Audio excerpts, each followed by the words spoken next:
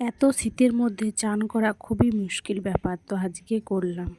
চলো, হ্যালো বন্ধুরা, শুভ সকাল। তো আজকে থেকে ব্লগটা স্টার্ট করলাম এখন থেকে।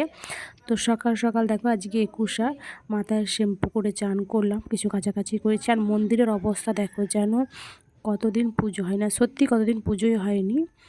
কারণ অসুখ ছিল আমাদের, আমার ঠাকুমা শাশুড়ি মারা গিয়েছিল, তারপরে আমাদের পুচকুসোনা হয়েছে, মানে আমার ছোটো জায়ের ছেলে হয়েছে, তার জন্য অসুখ ছিল, মানে ছিলাম আমরা, তাই পুজো হয়নি। মন্দিরের অবস্থাটা দেখো, যেন সে নোংরা পড়ে ধুলো পড়ে কি অবস্থা।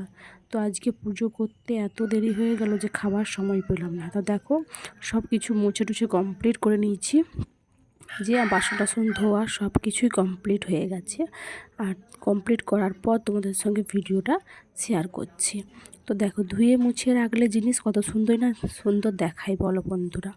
তাই আমি ধুয়ে মুছে পুরো কমপ্লিট করলাম। তো তারপরে দেখো অনেক দিন হয়ে গেল, কারণ আমাদের হচ্ছে যেদিনকে আলিশপিণ্ডি থাকে, কেউ মারা গেলে, তারপরে গঙ্গা জল আলিশপিণ্ডি দিনকে গঙ্গা জল ছড়াতে হয়।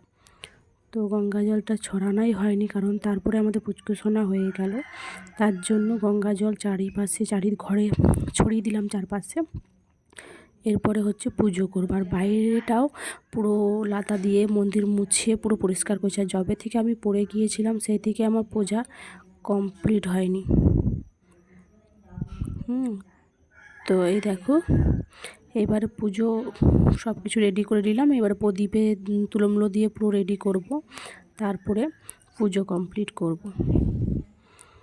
তো একটা একটা কাজ করতে করতেই বেলা হয়ে গেল। আর দিদি ওই পাশে রান্না করছে, কারণ রান্নাটা তো খাবার জোগাড়ও করতে হবে, না করলে হবে না। তো চলো প্রদীপটা আগে রেডি করে ফেলি তারপরে।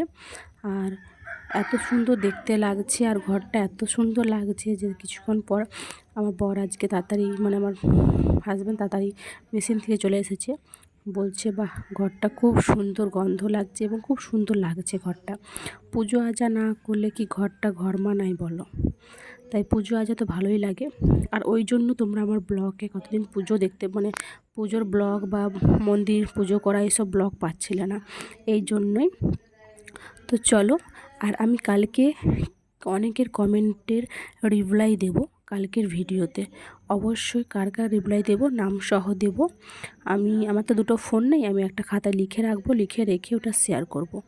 তো চলো, তারপর দেখো যে লাতা দিয়ে মন্দির পুরো পরিষ্কার করে, মন্দিরের অবস্থা খুবই খারাপ ছিল, তারপরে চলে এলাম রান্না করতে। তো দেখো শিম ভাজা কমপ্লিট, আর এই যে তরকারিটা হবে।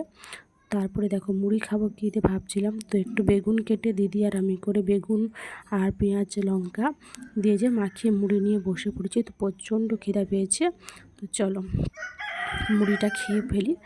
তো এই যে রান্নাও বসে দিয়েছি, তো এক জায়গায় রান্না হতে থাকে, এখন খেতে থাকি। এখন বাজে কটা জানো বন্ধুরা, 11:30। তো এখন মুড়ি খাচ্ছি, ভাত কখন খাবো জানি না। তো চলো 11:30 বেজে গেল। তো চলো আমি মুড়িটা খেতে থাকি, ততক্ষণ তোমরা একটা লাইক করো, কমেন্ট করো, পেজটা ফলো করে অবশ্যই পাশে থাকো নতুন ভিডিও দেখার জন্য।